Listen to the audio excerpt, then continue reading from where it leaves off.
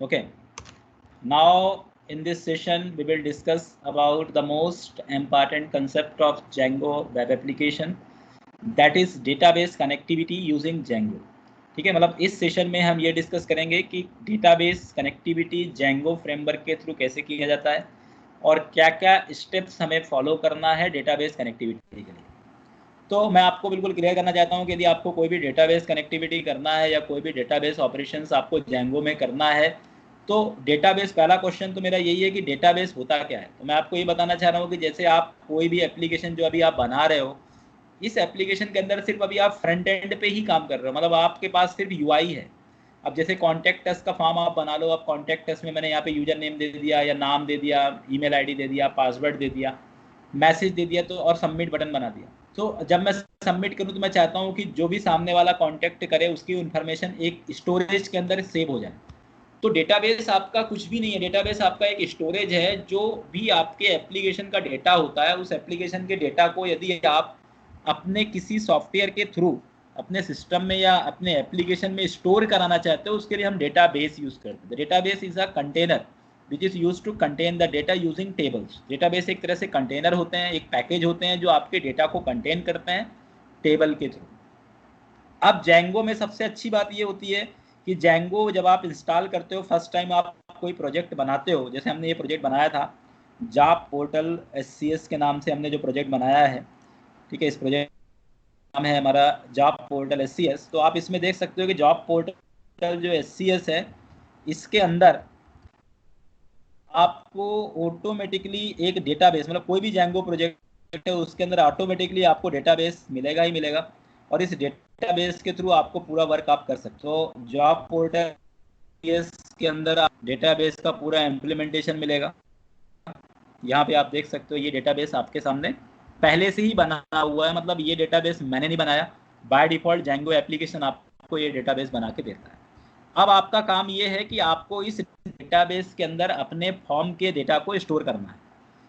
तो ये स्टेप्स मेरे ब्लॉग के माध्यम से भी आप देख सकते हो। आप एक आर्टिकल मैंने इसमें लिखा, डेटाबेस कनेक्टिविटी यूजिंग Django, आप मेरे ब्लॉग में जाइए और इस यहाँ पे टाइप करिए तो आपको ये आर्टिकल मिलेगा। इससे आपको बहुत हेल्प मिलेगा कि किस तरीके से हम डेटाबेस ऑपरेशंस कर सकते हैं। ठीक है, तो इसमें मैंने बताया to manage database operation in Django first we create database using SQLite। Django के थ्रू यदि आपको कोई भी डेटाबेस ऑपरेशन परफॉर्म करना है तो सबसे पहले आपको डेटाबेस बनाना पड़ेगा SQLite में। It will be by default exist under Django project. ये Django प्रोजेक्ट के अंदर बाय डिफॉल्ट एग्जिस्ट रहेगा। SQLite is database software tool. SQLite actually होता क्या है, इसको SQLite बोलते हैं। ये डेटाबेस सॉफ्टवेयर टूल होता है। जैसे आपने Oracle MySQL का नाम सुना, वैसे SQLite होता है। ये लाइट वेट होता है और ये RDBMS सिस्टम, मतलब रिलेशनल डेटाबेस मैनेजमेंट सिस्टम के प्रिंसिपल को फॉलो करता है। ठीक है, ये मोस्टली मोबाइल एप्लीकेशन में यूज किया जाता है, पर आज के डेट में वेब एप्लीकेशन और एंटरप्राइज सॉफ्टवेयर में भी इसका यूज होने लगा है। Django के अंदर आपको डेटाबेस कनेक्टिविटी के लिए आपको अलग से किसी भी टाइप का कोई क्यूरी नहीं लिखना होगा। SQL क्यूरी को Django फॉलो नहीं करता है। Django आपको ऑटोमेटिक इंजन प्रोवाइड करेगा, ORM टूल्स प्रोवाइड करेगा जो ऑटोमेटिकली डेटाबेस ऑपरेशंस को परफॉर्म करेंगे बाय पाइथन कोड। मतलब आपका पाइथन का प्रोग्राम लिख करके ही आप डेटाबेस ऑपरेशन कर सकते हैं। किसके थ्रू? Django के थ्रू। ORM का मतलब ये होता है ऑब्जेक्ट रिलेशनल मैपिंग, मतलब आपको क्लास बनाना है, ऑब्जेक्ट बनाना है और इसी के थ्रू, इसी प्रोग्रामिंग अप्रोच को फॉलो करते हुए डेटाबेस ऑपरेशंस को परफॉर्म करना। तो अब इसके लिए मैं आपको स्टेप बताता हूँ। पहले नंबर पे मैं आपको सिर्फ एक नॉर्मल ऑपरेशंस बताऊंगा, फिर आगे के सेशंस में मैं आपको लॉगिन कैसे करते हैं, रजिस्ट्रेशन कैसे करते हैं, मतलब इंसर्ट, अपडेट, डिलीट, ये सभी चीज़ें बताऊंगा। लेकिन आपको पहले एक बेसिक स्ट्रक्चर पता होना चाहिए, एक बेसिक स्टेप पता होना चाहिए कि डेटाबेस का एक बेसिक स्टेप क्या होता है। तो step for Django database operation using Django, पहले नंबर पे आपको create app using python manage.py start. सबसे पहले आपको ऐप बनाना है। इसके लिए आपको इस कमांड को फॉलो करना है। ऐप बनाने के बाद फिर आपको क्लास पर बनाना है, क्रिएट क्लासेस अंडर model.py। मतलब पहले नंबर पे ऐप तो अपन ने बना लिया क्योंकि ऑलरेडी हमारे पास ऐप है। तो ये स्टेप अभी हमें फॉलो नहीं करना है। अभी हमें ये फॉलो करना है कि हमें सिर्फ एक टेबल बनाना है। और टेबल बनाने के लिए, टेबल एक्चुअली क्या होता है, जैसे ये रिक्वायरमेंट पे डिपेंड करता है। जैसे मुझे कोई भी टेबल बना सकता हूँ, जैसे मुझे स्टूडेंट का रिकॉर्ड स्टोर करना है तो मैं स्टूडेंट के नाम से टेबल बना सकता हूँ। तो यहाँ पर मैंने एक क्लास लिया है, एक रजिस्ट्रेशन के लिए मैं यहाँ पे एक क्लास बना रहा हूँ क्योंकि मुझे रजिस्ट्रेशन टेबल चाहिए। उसमें मैं user name, password, email ID, mobile number store करना चाहता हूँ। जैसे आप देखते होगे फेसबुक के अंदर, जब आप facebook.com में जाते हैं तो आप देखते होगे जो facebook.com के अंदर जो आपको ये दिख रहा है, ये फेसबुक का यूआई दिख रहा है आपको। लेकिन जब आप फॉर्म भरते हो, जैसे आप फर्स्ट नेम लिखते हो, सर नेम लिखते हो, mobile number, password, birthday, gender लिख करके साइन अप बटन पे क्लिक करते हो, तो आपका पूरा डाटा डेटाबेस में क्या हो जाता है, जाके स्टोर होता है। तो डाटाबेस में टेबल के अंदर कॉलम, टेबल किस नाम से बना होगा, रजिस्ट्रेशन के नाम से। उसमें कॉलम क्या क्या होंगे, first name, sir name, mobile number, new password, birthday, gender. वैसे ही अपने को एक फॉर्म बनाना है, तो उस फॉर्म के लिए पहले अपने को डेटाबेस बनाना है, और डेटाबेस बनाने के लिए आपको पर्टिकुलर डेटाबेस के लिए तो आपका बाय डिफॉल्ट जेंगो इंप्लीमेंट करता ही करता है। साथ में आपको टेबल बनाने के लिए अलग से कोई क्यूरी नहीं लिखना है, आपको बस क्लास बनाना है। और वो क्लास कहाँ बनाना है, आपके प्रोजेक्ट में models.py रहता है। ये आपके प्रोजेक्ट में, ऐप में पहले नंबर पे ही रहता है। जब आप ऐप बनाते हो अपने आप, ये models.py का जो फाइल है बना रहता है। इस फाइल में जाकर के आपको जितने टेबल में कॉलम चाहिए उतने फील्ड आप बना लो इस तरीके से, ठीक है। जैसे मैं इसी को मैनेज कर रहा हूँ कि मुझे 4 फील्ड चाहिए, email ID, password, mobile number और फुल नेम। तो मैंने ये पूरा का पूरा क्लास उठाया और models.py में जाकर के इसको बना दिया। इसका मतलब बस इंडेंटेशन का आपको ध्यान रखना है कि ईमेल आईडी इस तरीके से, पासवर्ड, इनके बीच में किसी भी टाइप का कोई गैप नहीं देना है आपको। आपने क्लास पढ़ा है ऑब्जेक्ट ओरिएंटेड प्रोग्रामिंग स्ट्रक्चर, जो पाइथन में आपने पढ़ा, बेसिकली उसका यूज़ यही है कि मॉडल्स जो भी है आपका जेंगो का, वो पूरा ऑब्जेक्ट ओरिएंटेशन कंसेप्ट को ही फॉलो करता है।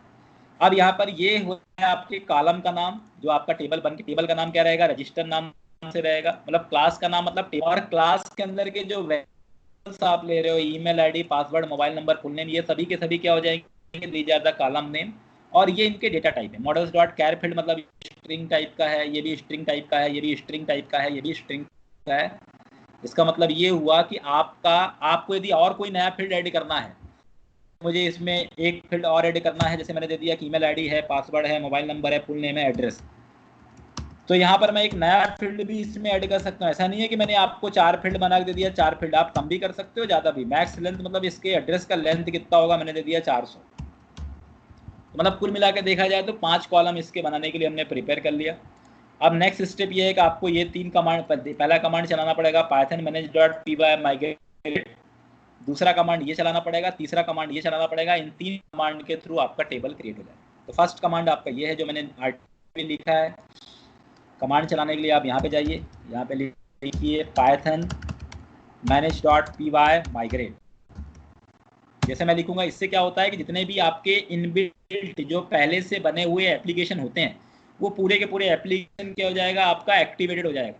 इसलिए अपन लगाते हैं Python manage.py migrate means all predefined application, all applications which has already in Django project that will be activated। ये सभी के सभी आपके एक्टिवेटेड हो जाएंगे। इसके बाद पाइथन manage.py make migration, ये कमांड आपको चलाना है। make migrations, ध्यान रखना इसमें ये कमांड आपको चलाना रहेगा, पाइथन manage.py make migrations। अब इसके अंदर आपको ऐप का नाम देना पड़ेगा। अब आपको पता है कि हमारे ऐप का नाम है हेलो ऐप, तो हमने इसका नाम दे दिया हेलो ऐप हो जाएगा। इससे क्या होगा कि जो भी आपका माइग्रेशन मतलब जो आपका मॉडल होगा, वो मॉडल के अंदर जो आपने अभी बनाया था स्ट्रक्चर, वो स्ट्रक्चर क्या हो जाएगा, एग्जीक्यूट होगा। और इसमें आप देखोगे कि माइग्रेशन नाम के फोल्डर के अंदर आपका एक फाइल क्रिएट हुआ होगा, मतलब आपके मॉडल का एक इम्प्लीमेंटेशन, मॉडल का एग्जीक्यूशन हो गया और ये फाइल क्रिएट करके दे रहा है। इस फाइल का नाम है 0001। आप कमांड के बाद देखो, ये बताता भी है कि आप माइग्रेशन फोल्डर में जाओ, आपको इस नाम से एक फाइल बन के आएगा।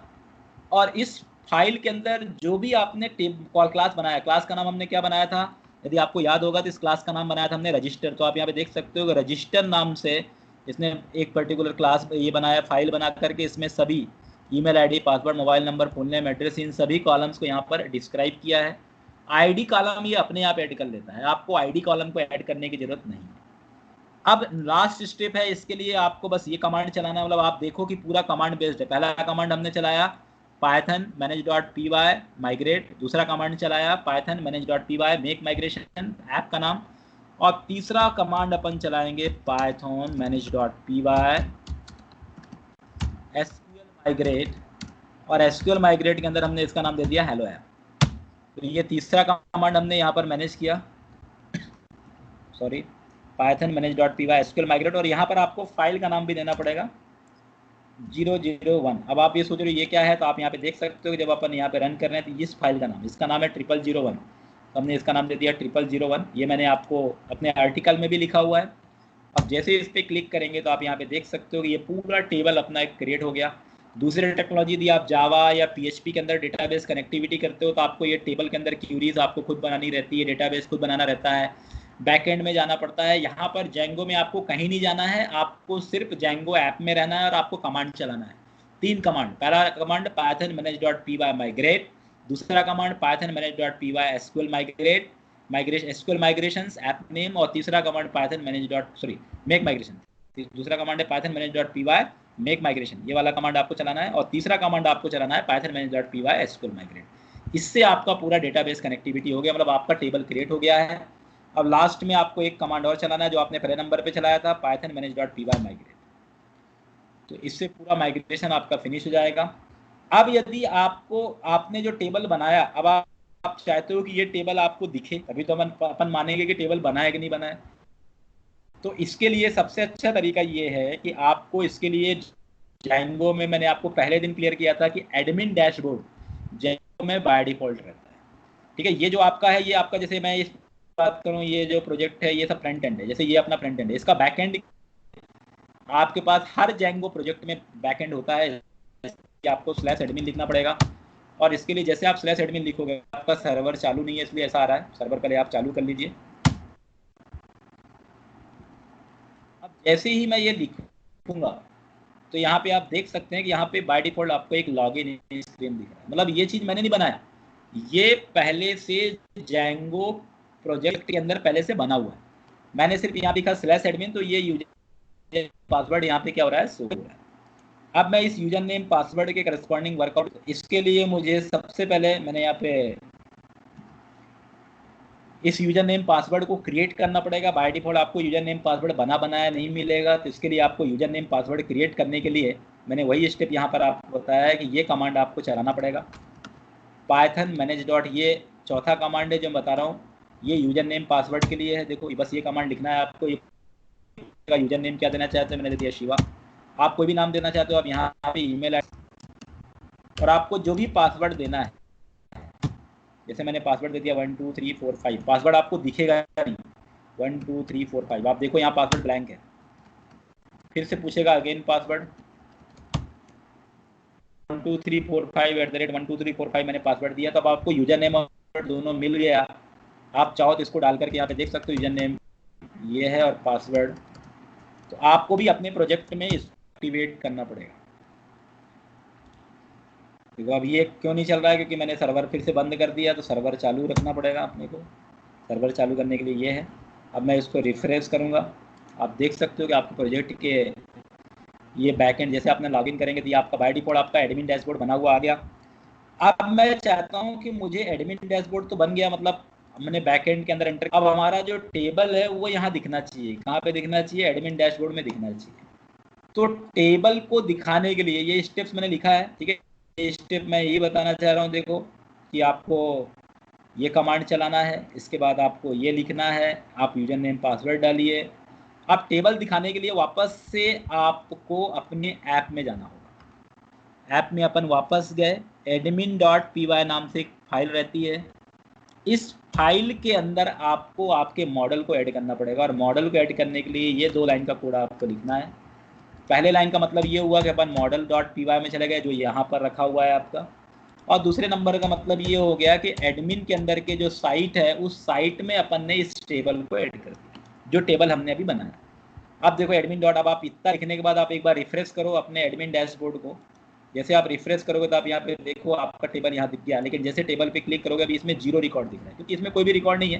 बाकी टेबल आपको यहाँ पर बिल्कुल प्रॉपर दिखेगा, ठीक है। आप यहाँ पे टेबल के अंदर कोई रिकॉर्ड चाहो तो यहाँ से भी ऐड कर सकते हो। जैसे मैंने यहाँ पे देखो ये पूरा कॉलम जो अपन ने दिया था, यहाँ पर मैंने कुछ रिकॉर्ड ऐड कर दिया, पासवर्ड दे दिया 1 2 3 4 5, मोबाइल नंबर दे दिया, फुल नेम दे दिया मैंने, एड्रेस दे दिया मैंने, सेव कर दिया। आप यहाँ पे देख सकते हो ये रिकॉर्ड आपका सेव हो गया। लेकिन अब ये रिकॉर्ड यहाँ पे इस तरीके से सेव हो गया और हमें ये समझ में आ गया कि हमारा टेबल क्रिएट हो चुका है।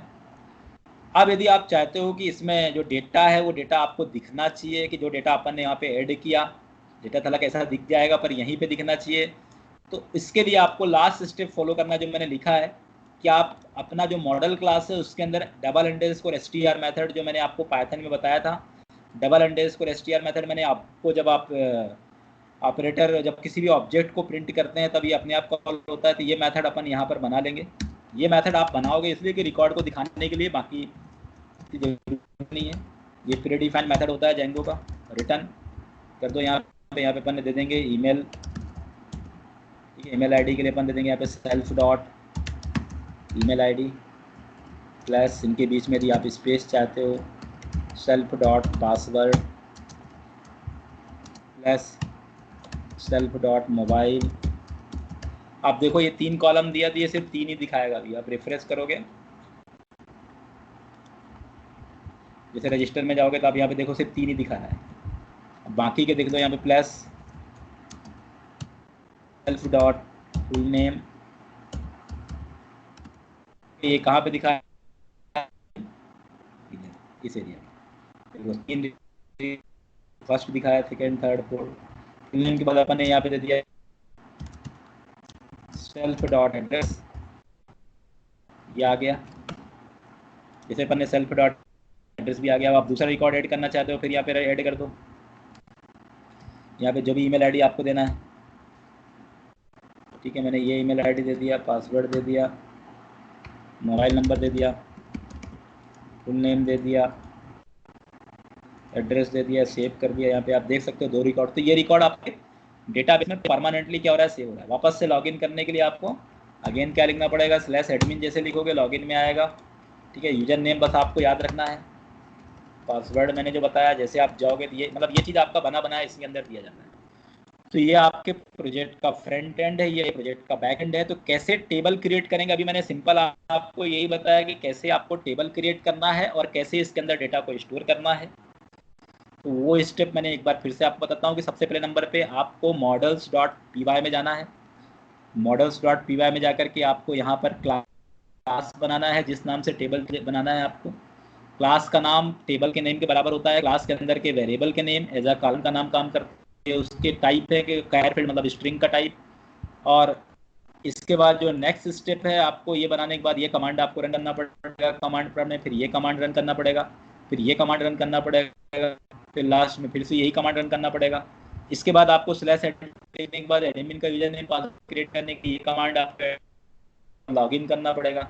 अब आपके टेबल को एडमिन डैशबोर्ड में दिखाने के लिए वहाँ से आपको अपने ऐप में जाना पड़ेगा, और ऐप में जाने के बाद आपको ये स्टेप को फॉलो करना पड़ेगा। तो ये सभी स्टेप्स यदि आप फॉलो करते हो तो पहले आप सिंपल एक टेबल पहले बना करके देखो, और उस टेबल को एडमिन डैशबोर्ड में आपको पहले शो अप करना है।